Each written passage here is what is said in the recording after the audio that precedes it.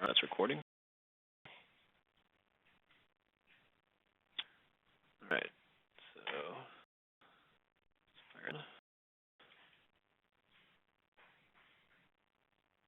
Great. So good morning, all. My name is Peter Boyd. I am the founder of PaperStreet Web Design. Today we're going to be talking about how to write dominant practice area content for your law firm. It will be recorded, so it will be online, available on our blog, and you can re-indicate it via either the video or the text content and so forth. A bit about on our company. We've been in business for 15 years now. We've helped over 1,000 clients with best practices. These are the best practices that we've seen working with our clients, and so hopefully we can share this short checklist with everyone. So overall, you want to dominate search results for your practice area. Then you produce the best resources online. We believe that if you invest in your content, you will continue to rank higher and higher in search. The following is going to be our step-by-step guide of how we do this. The critical thing to understand is that most firms today are producing content that has between 250 and 500 words per page. This is a great start. Most likely it will rank equally with other law firms that also have 500 word pages. This means you're going to be on page 2, 3, 4 of search results. Basically, you're going to sit there and wonder why you're not increasing in traffic because you have the exact same content as everyone else. What you really be doing is producing the seminal guide in your practice area. That should be the goal. Become a resource in that specific practice area. Produce content that clients want to read online. Google prefers that type of content. If you have a practice section with long-form content, detailed step-by-step processes, FAQs, translated videos, and related resources, those are just a few starter ideas that we have. That will actually be a success. If you do this, you'll come to dominate content over time. It's hard work. It takes time to produce this type of content, but it is worthwhile. Moreover, we actually find that it actually helps answer a lot of initial questions that clients have on their first meetings. So you're going to save time in your initial meetings with clients and content. You're going to save time that way. In long term, you're going to inform your clients and have our client roster. So the first area is actually practice area. Just one to start. We find that firms get overwhelmed pretty quickly. So most practice between 3 and 10 different practice areas. We find, at least in our client roster, what we want to do is get clients to focus on just one practice area. Make it an area that's key to your business, but also hopefully relatively non-competitive. Key to your business, well, good business practice dictates that you should put a majority of your efforts into what generates 80% of your revenue. So find that core practice area that's generating all your revenue. You probably know it offhand. And start with there. We also the non-competitive area. Why? We can see results quickly. The faults that we're going to show actually can affect within a month or 2 months of getting the content from start to finish and getting it online. And when you have that, you can actually show quantifiable results to your other partners, if you're a marketing director, to your the partner in charge. If you're associate, you can show it to the partners. If you're a partner, you can show it to your obviously partners. But overall, you can show actually benefits and rankings increase, traffic increase, client inquiries. Once you do that, you can then scale it to the more competitive areas because it's obviously going to be harder when there's other firms doing the exact same thing. But show a proof of concept. Pick a practice area that can bring in some business that is good cases to have, and that way you can scale this over time. If you pick a very competitive area and you don't do it right to set up, then it may fail, and you may not try to do this in the future on any area. That'd be bad. Overall, the goal should become an authority in your specific subtopic area, and then you want to move on to another family law topic, or on our specific as I show in a second, because I'll be talking about child custody soon. Example in a practice area, if you practice in the area of family law, like I said, we recommend that you pick a subtopic such as child custody or adoption or any other areas that are good for your business. These are not as competitive as, for instance, family law. So you can start with child custody, which is a little bit less competitive, get ranked really high for that, start getting child custody cases, then move into maybe the adoption field, then move into other fields like child support and so forth, and then maybe tackle divorce, then tackle family law. But you'll have a process in place to get this all done. Your goal is to become the authority in a specific subtopic area, and then move on to other areas. You can also change your tactics if something's not working well, but overall, it allows you to show results quickly. Step 2, know your competition. Does your competition have a lot of content already, or is it relatively weak? start by visiting the top 10, 20 law firms when you Google your primary keyword phrase. So if you're going after child custody lawyer, what are the top other firms doing that Google is actually preferring content? Sometimes Google prefers short-form content. Sometimes there'll be an oddball case where some ranking high for 250 words or so. Usually that's the case when they have a good backlink profile. They're mentioned a lot in the media and they have a prominent law firm. Generally, what we're finding is any firm that produces worthwhile articles that have like above 2,000 words, which is like 4 Microsoft Word pages, will rank higher. Skip over the directories. Directories are being powerful right now. That is Google's preference today. So you're not beat out a major directory like FindLaw or Lawyers.com or Avvo and things like that. What your goal should be is to there is possibilities to beat them out, but you have to really hone in on your practice areas and get a lot of content online. But there's going to be somewhere in the top 1 slots, and it's going to be hard to push them out. Google will put in a few law firms though, so that's where you want to actually focus on becoming those few selected ones that are on the first page of search results. Back to what your competitors are doing, figure out what specific law firm sites and other pages of ranking in Google are doing. Do the competing firms only have 250 words? Great. You might only have to put 500 or 1,000 words. If the competing firms have 1,000 words, you need to produce several thousand words on the topic, though. The more detailed their content is, the more detailed yours is going to be. How long a page is on their website just by cutting and pasting. Take the content from their actual website, cut and paste it in Microsoft Word. Go and click on word count. It'll tell you how many words there are. So if you're typically a paragraph has around 100 to 250 words per page, so you can just count that as well. Paragraph. But overall, what we want to do is write more content than your competitors. This is actually backed up by Rand Fishkin at Moz.com. He reckons 10 times content. This is somewhat where that came from. So if you're writing, tip 500 word per page, you may want to increase that to several thousand. I don't know if you need to go to 1,000 words just yet, which would be 10 times content. But if you go 4 times content, you're probably going to beat out a lot of firms. So how do you Next step is how to outline the content. This is your primary practice area, so you probably know it pretty well. I'll give an example on child custody that I've helped out one client with. I recommend, and this is how I write for my company and other clients, is start out with an outline. Bullet points.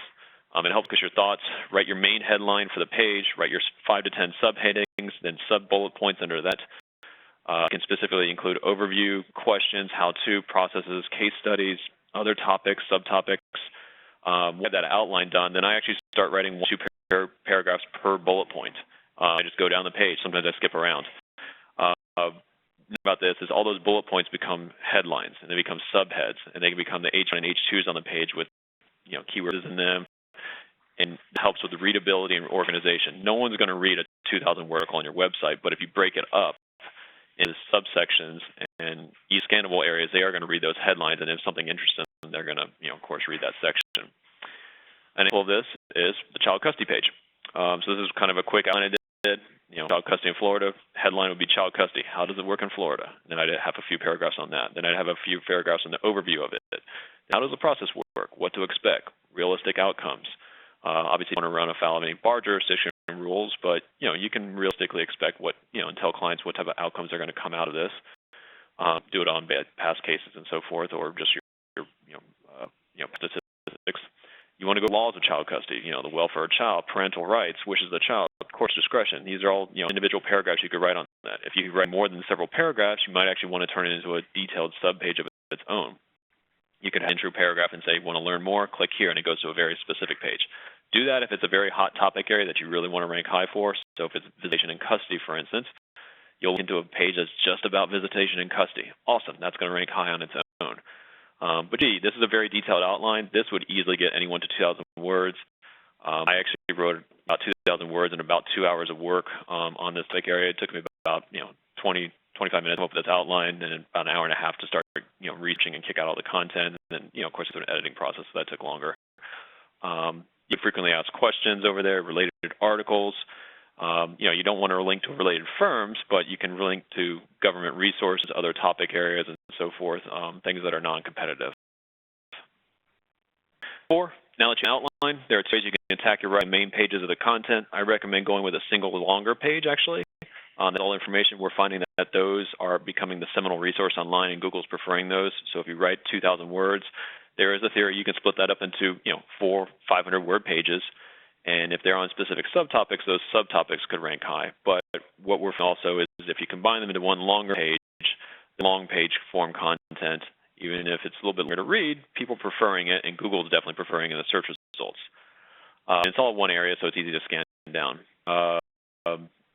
We ask that you can usually research and write an article about 1,000 to 5,000 words in probably a half day of work. You might already have the resources available, so you could probably do it in less. There is a downside from a branding perspective. My design team hates long-form content. It's a long page. You have to scroll down. Long pages can be boring to read. It's a challenge to the design team to do a better layout, maybe make headlines better, more clear, split up the pages, maybe have like a side menu that allows the user to scroll down and see the different areas of the page quickly. So if they get bored with a section, they can scroll down further with anchor tags. You can also split content. If one area, again, becomes very lengthy and kind of is dominant page, make that its own page. Just put an entry paragraph there, type, go to the other page. Overall, we do for long page form content right now. It can be a one page that you can link everything to, so you can even point clients to it saying, this is my thoughts on child custody. Read it, you'll understand everything, and then we can discuss. Other way is, of course, short form content. It can work. There's plenty of that rank high for digital 500-word pages, and then you can link out to other 500-word pages on that page. So you could have maybe 4 or 5, maybe even 20 of the outbound links to, well, not really outbound, but internal links to other sites or internal content that's about that topic area. Either way, the thing is just right. Getting all the content online, whatever format it is in, is the most important thing, and then how you internally link it or put it on one page is important too, but we just want clients to focus on that. Make sure that you're linking out to government resources, nonprofits, and so forth. Again, the thing is just, right. Final step, once all your content written, is to make sure that your content gets indexed. Typically, it'll take Google a few days or a week to now index the content.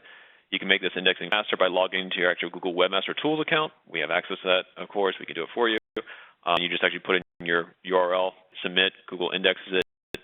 I've been in instances where the content will be indexed within minutes, and actually start appearing in the search results minutes later too. Depends on the site and when it gets indexed and how fast it is. Usually Google Webmaster Tools is that same day. I've seen like the next day, but usually the same day. If you're going to do that, you can just put it on the site. Google will come back to your site usually within a week. That's usually Google's indexing parameter. Sometimes 2 weeks if you're really not updating your site. If you haven't updated your site, then it may not come back on until a monthly area. If that's the case, what you probably want to do is put out, other than going in Webmaster Tools and telling it to reindex, which would be the easiest, you could actually put some links into social media. You could put some links on the web into your blogs, things like that, and then Google will pick up that automatically too. We want to get it indexed, make sure that Google's seeing all the content, and at least get it into its overall index and start allowing it to be ranked. Algorithm, words, links, and rank brain basically. Google still uses links as a basis for determining authority of a website. RankBrank is newer algorithm signal. It was recently released, and the machine learning artificial intelligence is helping sort its results. However, the RankBrain is still part of the overall Hummingbird algorithm. That includes other algorithms such as Panda, Penguin, Payday, Pigeon, Top Hit, Mobile Friendly, and a few others. So we're 200 signals. Brain is the third most important factor, and Google will not state that the top 2 factors are, but we believe they are actually the relevancy and, of course, the links, though. So will come about because you're writing such a detailed article on the topic area, but your authority is still going to come through internal links and external links as well. Overall, internal authority and links, we've been talking about links for more than a decade now. Many predicted their demise, but we believe they're still a major part of the algorithm. We can see that sites that get trusted links from high authority sites rank higher. There are some issues sometimes where they have a bad backlink profile, or there's some things in the past where even if they get some trusted links, they're still not ranking high. But typically, if you have high authority sites linking to your site, you're generally going to rank higher, especially if you're writing content that's detailed. Trusted websites that can get backlinks from, if you can, newspapers, journals, education sites, other top firms, if you get to some partner sites, magazines, social media accounts, of course, the various top legal directories are great links to have too. Not all links are good though. Definitely avoid, you link spam. A lot of bad links can actually hurt you more than putting content online. So make sure that you're working with your SEO team to figure out what links are good or bad. You don't want to get everything out there because you need to vet it. Finally, like getting good real press, not just issuing press releases. Issuing a press release to rank high doesn't work anymore. Google specifically states that. But we'll find that if you actually issue a real press release and actually write a topic that writers want to write about, actually get picked up in an actual newspaper. That's actually the goal of a press release. Unfortunately, the SEO industry has probably 10 years has kind of made press releases more spammy, so that Google had to crack down on them. But you can still issue real, legitimate press releases. Get a from a reporter, they'll do a story on you, and now you have a backlink or a citation from an actual newspaper. That's awesome. Of course, it depends on you need a good idea that you're doing. If big case win, that's a notable case. That's a great way. If your firm is adding new partners, might be a decent story depending on how you spin it. Having office locations probably not going to do anything. So it just depends on what type of press release you're doing. Anyway, article outreach been popular for a while. You can actually submit your articles to various websites, get your site syndicated on other sites. Typically, you'll have an authority bot. You can get your link back from there. Your editorial process can take weeks or months to get approved. The harder the editorial process, the better the magazine to be in. Most publications will allow you to include that backlink to your specific pages. Probably byline, that's the best way to do it. Link it up to your home page if you have a very specific page you want to. Awesome. But overall, this will increase your authority of the very specific sites. This helps your firm increase your web presence. Again, thing is start writing. Pick a topic area that you know really well that can help your business. And that's a little bit non-competitive to start off with, just so you can show proof of concept, and then move into the more competitive areas. And then if you need assistance, give us a call. That's our team. And thank you for your time for this quick webinar.